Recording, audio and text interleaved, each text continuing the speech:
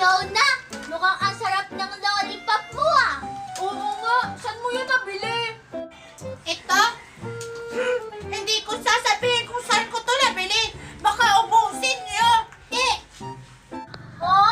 Uy, sige na Fiona. Gusto din namin kumain ng kanyang lollipop. Sabihin mo na. Oo nga, sige na Fiona.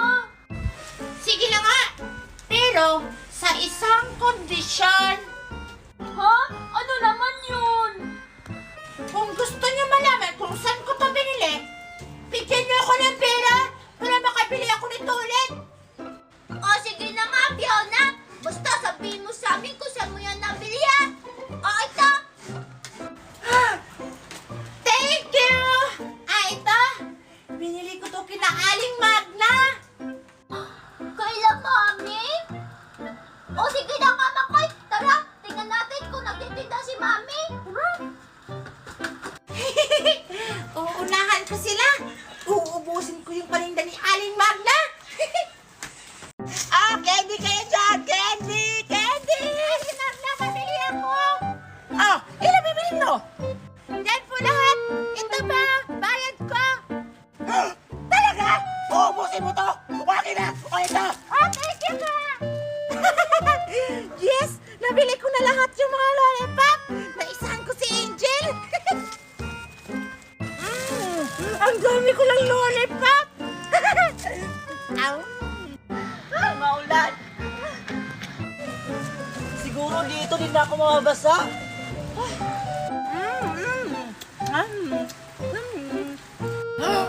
Si Fiona ba yun? Teka, lollipop ba yung kinakain niya? Ay nako, hindi pa humihinto yung ulan. Paano ako makakauwi nito? Bahala na lang.